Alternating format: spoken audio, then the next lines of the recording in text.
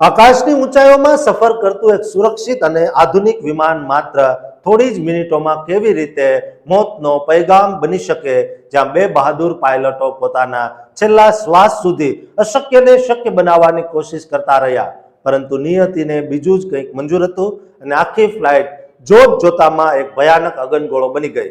હા, એક એવી કંપારી છૂટી જાય તેવી દર્દનાક આઘાતજનક વિમાન દુર્ઘટના સામે આવી છે, જેનો વાયરલ વિડીયો સૌ પ્રથમ જોઈ લ્યો, પછી તેના પર વાત કરીએ.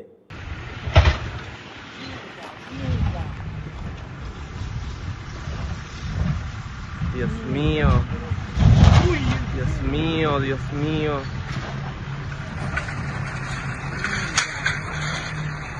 અમેરિકાના ટેક્સાસ જઈ રહેલા ખાનગી બિઝનેસ જેટ સાથે આ અત્યંત ભયાનક અકસ્માત સર્જાયો હતો. આ ખાનગી પ્રાઇવેટ જેટ અમેરિકાના ટેક્સાસ રાજ્યમાં આવેલા ઓસ્ટિન શહેર તરફ જઈ રહ્યું હતું અને રોમાના એરપોર્ટ પરથી સફળતાપૂર્વક ટેક ઓફ થયું હતું, પરંતુ ઉડાન ભર્યાની થોડી જ વારમાં વિમાનમાં કોઈ ગંભીર યાંત્રિક અને તકનીકી ખામી સર્જાઈ હતી. જ્યારે આ ગંભીર ખામી આવી ત્યારે વિમાન લા રોમાનાથી લગભગ 16 નોટિકલ માઇલ દક્ષિણ પશ્ચિમ દિશામાં આકાશમાં હતું અને જોખમની આશંકાને પારખીને પાયલટોએ તાત્કાલિક એર ટ્રાફિક કંટ્રોલને કટોકટી એટલે કે ઇમરજન્સીની જાણ કરી દીધી હતી. પાયલટે ખૂબ જ સમજદારીપૂર્વક વિમાનને તાત્કાલિક નજીકના એરપોર્ટ પર પાછું વાળવાનો મોટો નિર્ણય લીધો હતો, જેથી કરીને વિમાનમાં સવાર લોકોનો જીવ બચાવી શકાય. પરંતુ કમનસીબે જ્યારે તેઓ લા રોમાના ઇન્ટરનેશનલ એરપોર્ટ પર કટોકટીના સમયે ઇમરજન્સી લેન્ડિંગનો પ્રયાસ કરી રહ્યા હતા, ત્યારે જ આ આખી ભયાનક હોનારત સર્જાઈ હતી.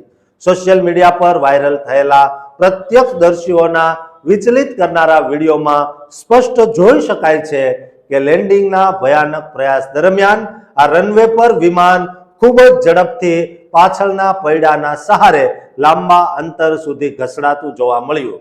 ત્યારબાદ રનવે પર સંતુલન ગુમાવી દેવાના કારણે વિમાન જોરથી જમીન પર ઉછળ્યું દડાની જેમ અને રનવે પરથી લપસીને એરપોર્ટ પરિસરમાં જ આવેલા ઘાસવાળા ખુલ્લા વિસ્તારમાં જતું રહ્યું અને જોત જોતામાં થોડી જ સેકન્ડોની અંદર આખું વિમાન ભીષણ આગની લપેટમાં આવીને એક વિશાળ અગનગોળામાં ફેરવાઈ ગયું, જેમાંથી આકાશમાં કાળા ધુમાડાના મોટા વાદળા ઉડતા જોવા મળ્યા.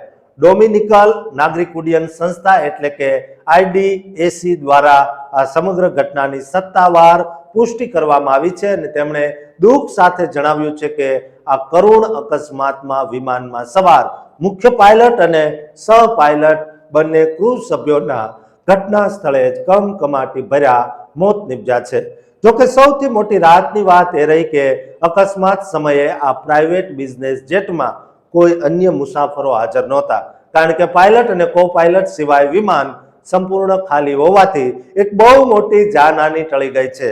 આ વિમાનના મોડેલ અને ઓળખ અંગે એવિએશન અધિકારીઓ જણાવ્યું છે કે દુર્ઘટનાગ્રસ્ત થયેલું વિમાન ગલ્ફ સ્ટ્રીમ G200 મોડલનું 2 એન્જિન વાળું પ્રખ્યાત બિઝનેસ જેટ હતું, જેને અમેરિકામાં રજીસ્ટ્રેશન થયા બાદ N318JF નંબર ફાળવવામાં આવ્યો હતો. આ ભયાનક દુર્ઘટના જે લોકપ્રિય પર્યટન શહેર લા રોમાનામાં બની છે, તે દેશની રાજધાની સેન્ટો ડોમિંગોથી આશરે 130 કિલોમીટર પૂર્વમાં આવેલું છે અને હાલમાં એવિએશન અધિકારીઓ દ્વારા વિમાનમાં કઈ ગંભીર યાંત્રિક ખામી સર્જાઈ હતી તેની પ્રારંભિક અહેવાલોના આધારે ઊંડાણપૂર્વક તપાસ કરવામાં આવી રહી છે, જેથી કરીને ભવિષ્યમાં આવા આકાશી જોખમોથી બચી શકાય. દોસ્તો, આપણે અમેરિકામાં હોઈએ કે કોઈ પણ દેશમાં પ્લેનમાં બેસવું દરેક લોકોને વધારે અનુકૂળ આવતું હોય છે, પરંતુ એકવાર તપાસ કરીને બેસવું વધુ સારું, કારણ કે આવી દુર્ઘટનાઓ સતત દુનિયાભરમાં બનતી રહે છે. માટે પ્લેનમાં મુસાફરી કરતા તમામ લોકોને આ વિડીયો શેર કરજો અને ચેનલને સબસ્ક્રાઇબ કરવાનું ચૂકતા નહીં.